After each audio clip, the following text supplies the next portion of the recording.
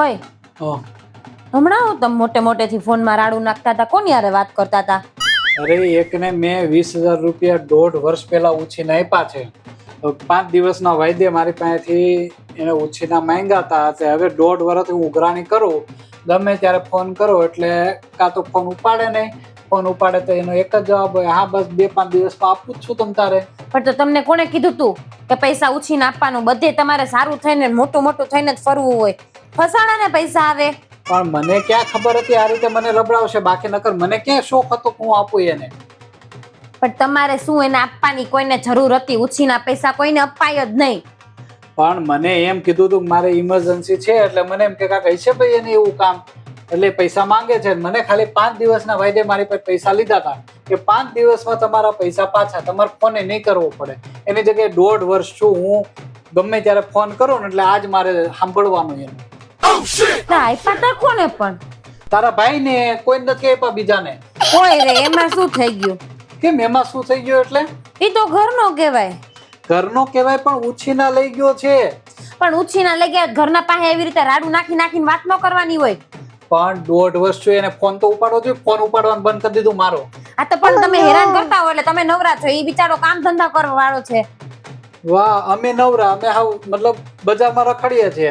અને તારો ભાઈ વાહ, નોકરી ધંધા વાળો માણસ. આખો દી ફ્રી ન હોય એટલે હું તમે હેરાન કરવા માટે ફોન કરો ને કલાક સુધી રાડો નાખો તો એનું મગજ ઓલું ન થઈ જાય હાવ?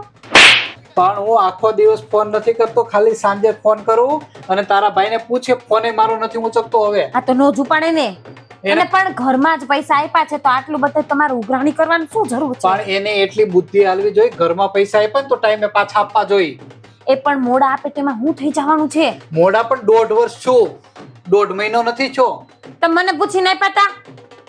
તો મને ક્યાં ખબર હતી કે તારો ભાઈ હાવ આવો લે મારું છે કે આપી ડાયરેક્ટ બૂચ મારશે? બોલવાની કે ખબર પડે છે કે નથી પડતી? મને બધી બુદ્ધિ છે, તારા ભાઈને બુદ્ધિ નથી. પૈસા આપવામાં નથી આવતો, એને સમજાય ને. આ તો આપી દેશે. એ કઈ ખાઈ નહીં જાય તમારા પૈસાને બટકા ભરીને. હવે ફોન કરે એમ કે જીજુ મારો પગાર ઓછો છે, હમણાં મેળ નહીં આવે, આવતા મહિને આપે. હા તો પણ એ નાનો છે હજી ભણી અને પછી હવે નોકરી ધંધે ચડ્યો છે. ડાયરેક્ટ થોડો કઈ લાખ રૂપિયા પગાર હોય તો તમે એમ કહો છો વળી? પણ તો એટલી ખબર પડવી જોઈએ કે આપણી કેપેસિટી 20,000 રૂપિયાની નથી, 20,000 નો મંગાય. એ પણ 20,000 માંગ્યા તો એમાં હું થઈ ગયું? હું થઈ ગયું? અત્યારે મારે જરૂર હોય મારે હેરાન થવાનો? આ જો ગાડીનો વીમો ભરવાનો. તમે લોન લઈ લો ને. પણ ગાડીનો વીમો ભરવાનો છે, એના પૈસા ઈ હાટુ હું પૈસા માંગો. હા તો પણ લોન લઈ લ્યો ને એમ કહું છું. મારે ઓછીના પૈસા આપવાના, બેંકમાં મારે વ્યાજ ભરવાનું. એ પણ તો ઘરના હોય ને એના માટે એટલું તો કરવું પડે. કેટલું કરું છું એટલું કરવું પડે, એટલે કાંઈક લિમિટ હોય ને. હવે એમાં કઈ લિમિટ ન હોય વળી. અને રાડું નાખીને શું બોલો છો? એનું છે ને હાટું દોઢું કરી નાખો. કોક 5,000 રૂપિયા આપે ને તો વાંધો નહીં, 5,000 માં આપણે પધરાવી દઈએ. મારા 5 તો 5 છૂટા તો થાય. આપી દેશે હો. ઈ નહીં આપે ને તો હું પૈસા આપી દઈશ. ભાઈની બેન પૈસા આપશે? વાહ, તું તો કે કમાવા જાતી ને, તું કઈ રીતે પૈસા આપે? ઈ તમારે હું જાણીને પંચાયત કરવી છે તમારી નોકરી? ઈ ગમે ત્યાંથી હું આપું, તમારે ખાલી પૈસા જ જોઈએ છે ને 20,000 રૂપિયા તમારે. પણ ઈ પંચાયત બરાબર, પણ તું આપે કઈ રીતે ઈ મારે જાણવું છે. પણ નથી મારે તમને કેવું. ઈ પંચાયત શું કરવી તમને? ઈ તો હું કહું છું એ વહીવટ શું કરવાની જરૂર છે તમારે?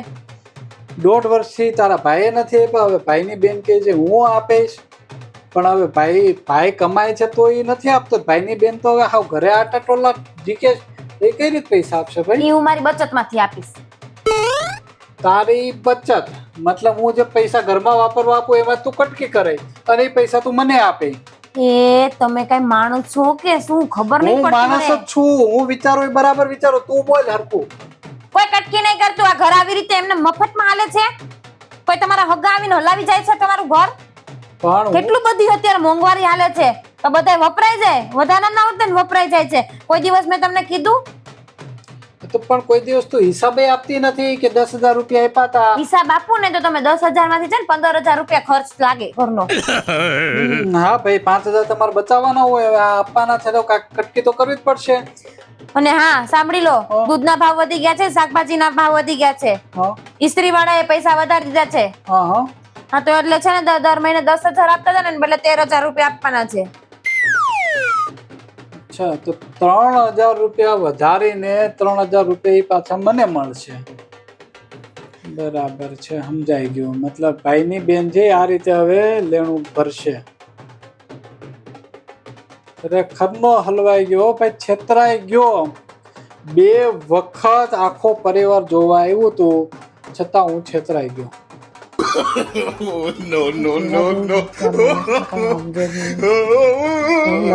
No.